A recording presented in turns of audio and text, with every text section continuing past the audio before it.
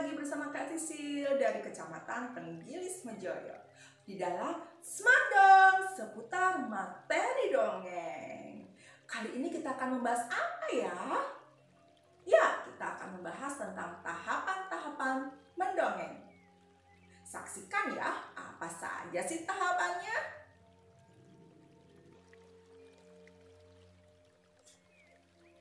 Nah, tahap mendongeng adalah hal-hal yang perlu dilakukan mulai dari sebelum mendongeng, saat mendongeng, dan setelah mendongeng.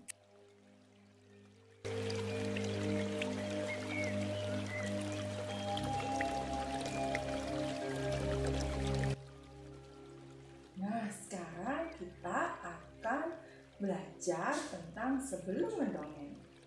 Yang pertama, kita harus mengenali pribadi sendiri, kelebihan dan kelemahan dalam mendongeng.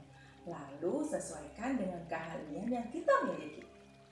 Kemudian mengenali isi cerita, penggambaran watak tokoh, mengenali isi cerita, dan lain-lain.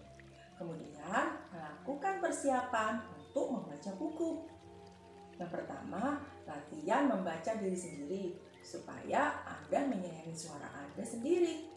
Yang kedua, gunakan suara yang tepat, yakni antusiasme, intonasi yang tepat, dan memperhatikan tanda titik dan koma. Yang ketiga, coba mulai mendongeng tanpa melihat buku. Yang keempat, bayangkan Anda sedang mendongeng. Berikutnya, siap membacakan cerita karena Anda sudah terlatih. Nah, sekarang kita akan belajar bagaimana sih saat mendongeng.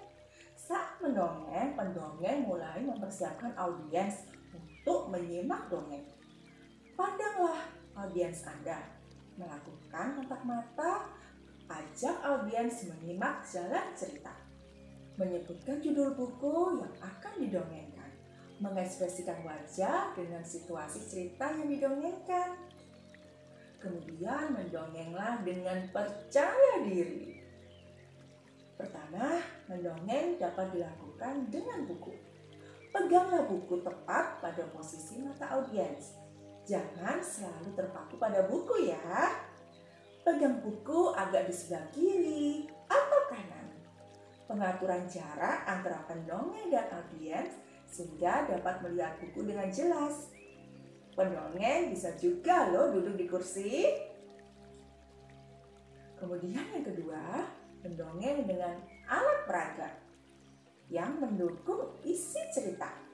Pertama, siapkan alat peraga sesuai dengan isi cerita yang akan didongengkan. Sebelum memasuki isi cerita, berikan pendahuluan tentang peran dan alat peraga yang kita gunakan.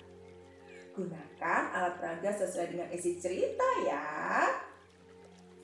Kemudian yang ketiga, mendongeng tanpa alat.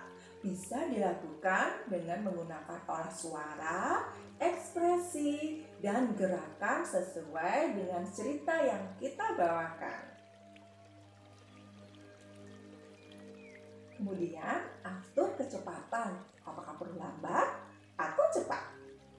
Selanjutnya, atur penutupan mendongeng dengan kesimpulan menarik dan dengan ekspresi yang tak terduga dari isi cerita. Tenang sejenak setelah mendongeng, jangan terburu-buru menyelesaikan ya. Yang ketiga, kita akan belajar bagaimana sih setelah mendongeng. Beri waktu istirahat sejenak kepada audiens setelah mendengarkan cerita kita. Berikan contoh beberapa pertanyaan mengenai isi cerita yang kita bawakan. Berikan ujian kepada audiens yang bisa memberikan jawaban dan memberikan motivasi kepada audiens yang belum bisa memberikan jawaban. Nah, itu tadi kita sudah belajar bagaimana tahapan-tahapan mendongeng dari awal mendongeng, saat mendongeng, dan setelah mendongeng. Selamat mendongeng teman-teman. Sampai jumpa di berikutnya.